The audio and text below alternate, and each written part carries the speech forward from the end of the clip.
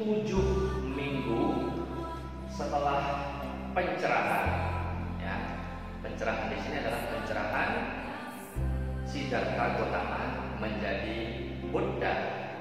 Jadi apa sih yang dilakukan oleh Buddha Gautama setelah beliau mencapai pencerahan atau beliau mencapai penerangan sempurna? Ini akan kita bahas di topik ini, ya. Jadi begini. Jadi Siddhartha Gautama beliau mencapai pencerahan di usia 35 tahun. Ya, beliau mencapai penerangan sempurna atau pencerahan di usia 35 tahun. Beliau keluar dari istana usia 29 tahun. Jadi sekitar 6 tahun lah beliau berusaha untuk mencapai kesucian, berusaha untuk mencapai penerangan sempurna, hingga akhirnya semua itu terwujud di usia 35 tahun. Usia Pangeran Siddhartha, bukan Pangeran Pertapa Siddhartha. Ya, nah, nanti kita lihat di sini apa sih yang dilakukan dia. Ya, kita lihat. Jadi 7 minggu pasca penerangan sempurna. Pasca ini artinya setelah, ya, pasca ini artinya setelah 7 minggu setelah penerangan sempurna. Jadi 7 minggu itu dia dibagi atas 7 kali, ya. Jadi setiap minggu 7 hari sekali ada aktivitas yang Buddha lakukan, dan itu berbeda-beda setiap minggunya, ya, dan itu berbeda-beda setiap minggunya. Nanti kita akan lihat minggu pertama Buddha melakukan apa, minggu kedua Buddha melakukan apa, sampai ke akhirnya minggu ke-7 Buddha melakukan apa, ya. Oke. Masa 7 minggu, ya, berarti 49 hari. Minggu pertama, ya, 7 hari pertama atau minggu pertama itu kalau di dalam ajaran Buddha, di dalam kitab suci atau apapun, itu disebut dengan Palankasataha. Palankasataha. Jadi ada peristiwa yang dilakukan oleh Buddha pada masa minggu pertama atau Palankasataha. Apa yang dilakukan oleh Buddha di minggu pertama atau 7 hari pertama? Yang pertama, Buddha merasakan kebahagiaan, kebebasan atau wimudi sukha. Kebahagiaan, Buddha meresapi kebahagiaan. Ingat, kebahagiaan yang Buddha alami berbeda dengan kebahagiaan yang kita alami.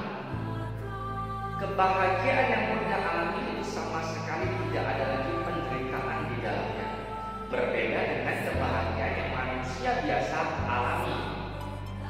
Ya, hari ini misalnya kamu mendapatkan nilai bagus, kamu juara, kamu dapat hadiah dan lain sebagainya.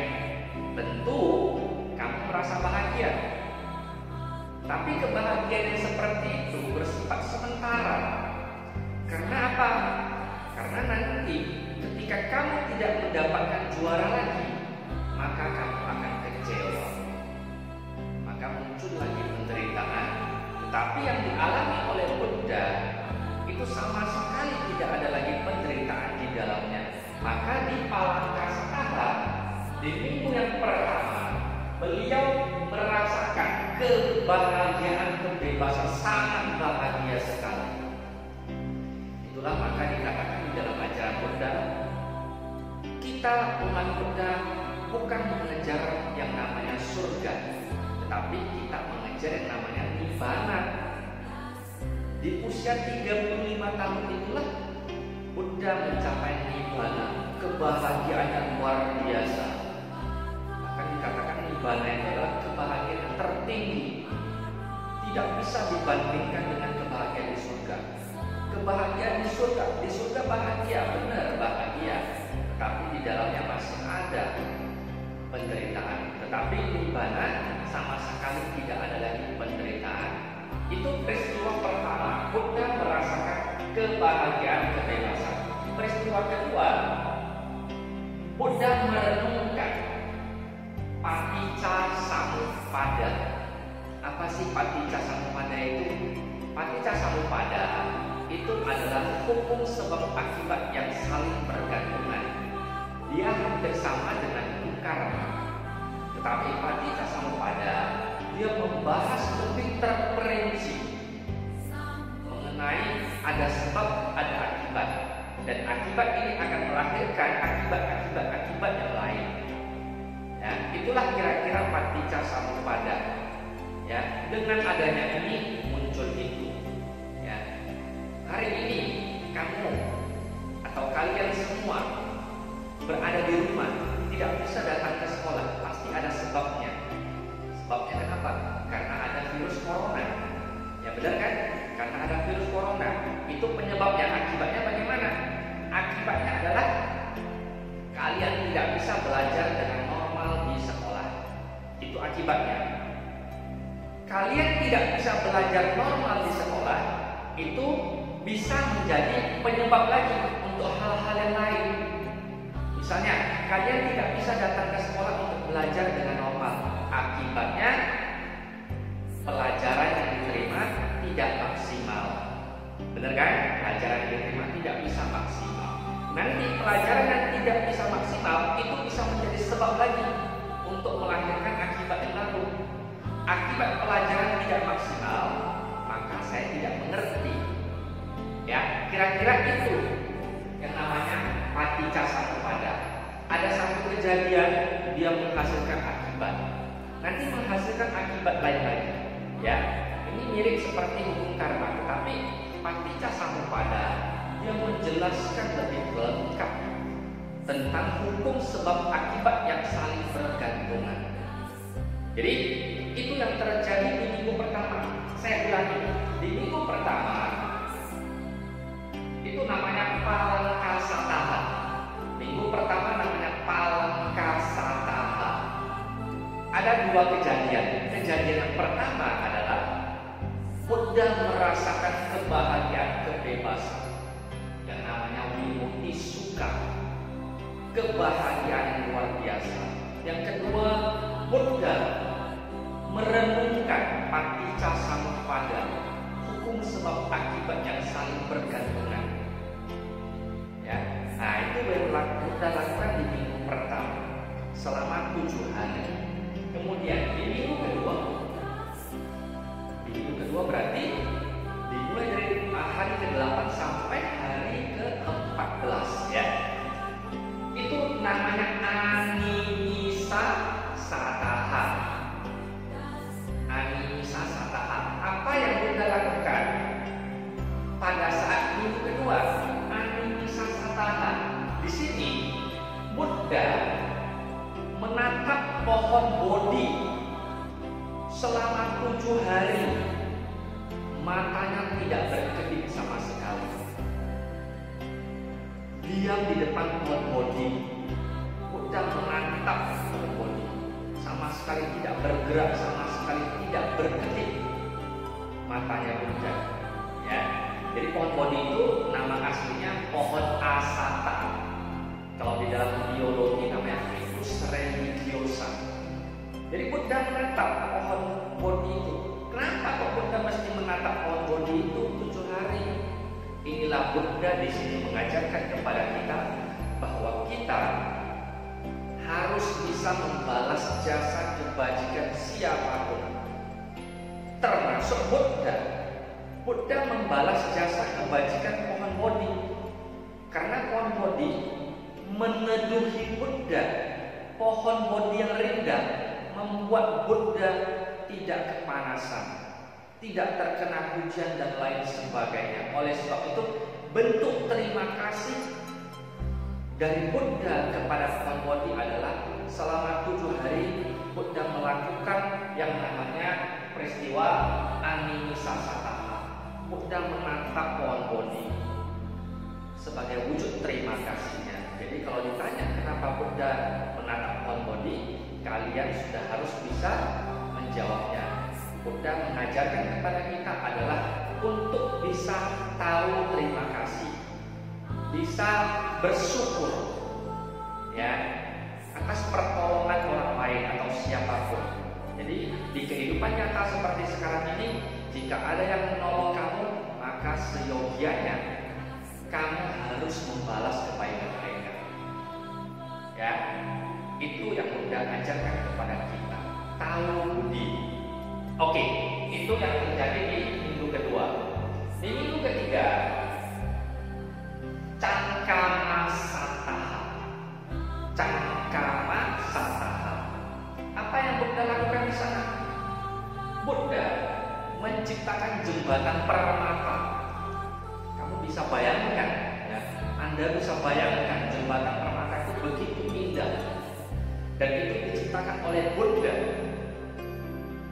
Kemudian Buddha berjalan bolak-balik dari ujung yang satu ke ujung yang lain selama 7 hari. Apa tujuannya Buddha menciptakan jembatan permata yang begitu indah? Kemudian Buddha berjalan bolak-balik dari ujung yang satu ke ujung yang lain. Tujuannya adalah untuk meyakinkan para dewa bahwa beliau sudah mencapai kebuddhaan. Karena pada saat itu para dewa masih meragukan pencapaian kesucian Buddha, sehingga Buddha perlu memperlihatkan hal semacam ini, sehingga para dewa yang awalnya ragu sekarang menjadi yakin. Buddha melakukannya itu selama 7 hari.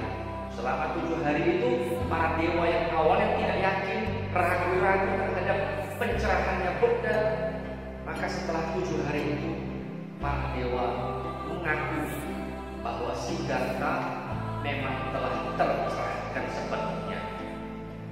Itulah yang dilakukan oleh Buddha pada minggu ketiga yang kita sebut sebagai cangkama sataha. Di minggu keempat ada namanya ratana gara sataha.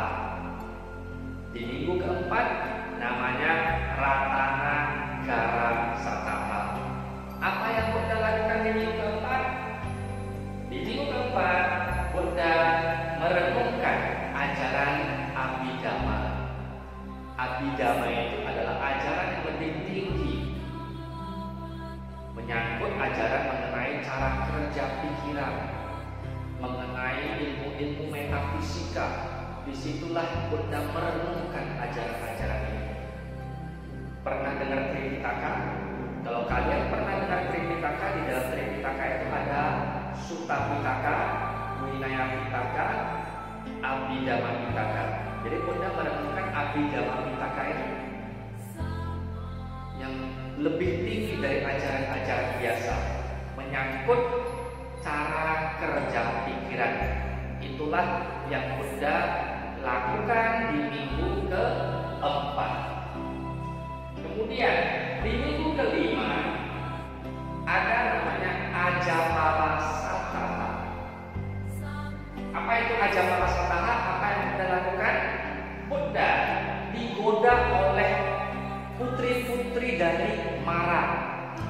Mara bukan marah ya, beda. Kalau marah itu saya emosi, tapi ini Mara. Mara ini adalah seperti sosok. Kalau di dalam beberapa literatur dikatakan Mara ini adalah termasuk dewa, tapi dia itu adalah berwujud yang agak jahat. Ya, Dewa Mara. Maka sebagian buku mengatakan Dewa Mara. Tapi Mara ini juga bisa dimasukkan ke dalam sifat-sifat manusia. Ya, jadi di sini Buddha digoda oleh 3 putri-putri Mara yang cantik-cantik. Ketika Buddha duduk bermeditasi, 3 putri Mara yang cantik-cantik ini menggoda Buddha, menari-nari di depan Buddha dan lain sebagainya. Tetapi pada saat itu Buddha sama sekali tidak tergoyahkan. Beda dengan zaman sekarang. Beda dengan zaman sekarang ketika kita mungkin melihat atau ketika kita sedang bermeditasi, kemudian terlintaslah seorang gadis cantik atau apapun pikiran kita itu langsung akan berubah. Tidak lagi konsentrasi ke meditasi, tetapi konsentrasi ke perempuan cantik yang dewan itu. Tetapi itu tidak terjadi terhadap Buddha. Buddha tidak terpengaruh. Padahal Putri Mara yang cantik-cantik ini luar biasa cantiknya. Ya, luar biasa cantiknya. Tetapi Buddha sama sekali tidak tergoda. Dan 3 Putri Mara itu bernama, ada yang namanya Arati, ada yang namanya Tanha, dan ada namanya Raga. Jadi 3 Putri Mara yang cantik-cantik itu namanya, yang pertama Arati, yang kedua Tanha, yang ketiga Raga. Inilah 3 yang menggoda Buddha, tetapi Buddha tidak tergoyahkan. Itulah kita manusia. Buddha juga mengajarkan kepada kita bahwa kita harus fokus, ya, jangan tergoda dengan nafsu-nafsu. Apa penyebab penderitaan? Nafsu-nafsu keinginan. Itulah yang menyebabkan penderitaan. Buddha mengajarkan kepada kita untuk tidak tergoda. Itulah yang terjadi di minggu kelima, Ajapala Sataha. Di minggu ke-6 ada namanya Mucalinda Sataha. Jadi Mucalinda Sataha ini Mucalinda adalah nama dari Raja Naga. Raja Naga, sehingga dimasukkanlah dia menjadi Mucalinda Sataha. Apa yang terjadi di minggu ke-6? Di minggu ke-6 itu hujan lebat, sangat dingin sekali. Dinginnya itu dikatakan menusuk tulang. Lantas apa yang terjadi?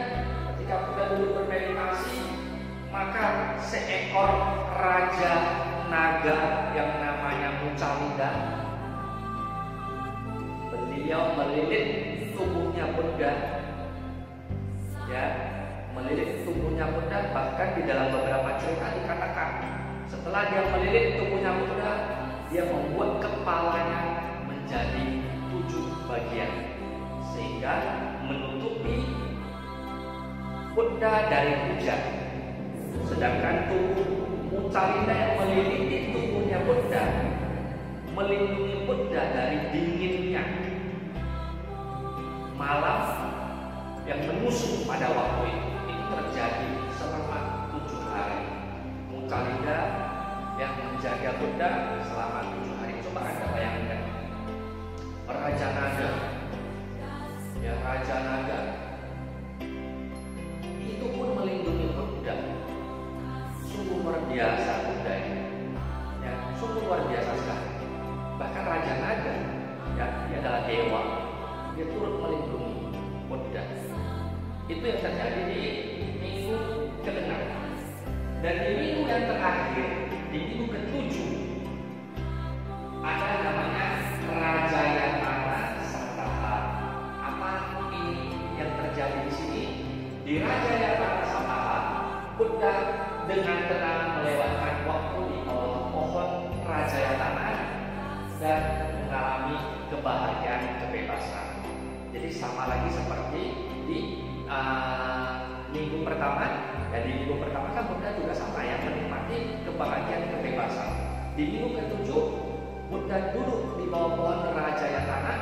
Beliau juga menikmati kembali kebahagiaan, kebebasan. Jadi itulah yang terjadi 7 minggu selama Buddha mencapai pencerahan, atau setelah Buddha mencapai pencerahan selama 7 minggu 49 hari. Inilah peristiwa-peristiwa yang terjadi. Saya ulangi kembali, ya. Di minggu pertama itu namanya Palaka Sataha. Ada 2 peristiwa. Peristiwa pertama adalah Buddha menikmati kebahagiaan, kebebasan atau witi suka. Yang kedua, Buddha merenungkan paticca samuppada. Itu di minggu pertama. Di minggu kedua, Anumisa Sataha, Buddha memperhatikan atau berdiri diam menatap pohon bodhi. Buddha mengajarkan kepada kita untuk setia atau tahu terima kasih kepada orang yang menolong kita. Di minggu ketiga Cangkama Sapaha. Di minggu ketiga Cangkama Sapaha ini adalah Buddha menciptakan jembatan permata kemudian berjalan bolak-balik untuk meyakinkan para dewa. Di minggu keempat Ratanagara Sattaha, Buddha merenungkan Abhidhamma, ajaran yang lebih tinggi daripada ajaran-ajaran biasa. Di minggu kelima Ajapala Sattaha. Di minggu kelima putri-putri Mara yang cantik-cantik yang namanya Arati, Tatharaga menggoda Buddha, tapi Buddha tidak tergoda. Di minggu keenam Mucalinda Sattaha, Raja Naga Mucalinda melilit tubuhnya Buddha untuk menghangatkan tubuhnya Buddha serta kepalanya berubah menjadi 7 bagian melindungi Buddha dari hujan. Di minggu ke-6, di minggu ke-7 Buddha kembali atau namanya Raja Yadaka Sattaha, Buddha kembali merasakan kebahagiaan kebebasan. Jadi itulah 7 peristiwa yang terjadi setelah Buddha mengalami pencerahan. Jadi demikian topik kali ini. Jika nanti ada pertanyaan maka bisa disampaikan. Ya, untuk saat ini demikian dulu. Terima kasih.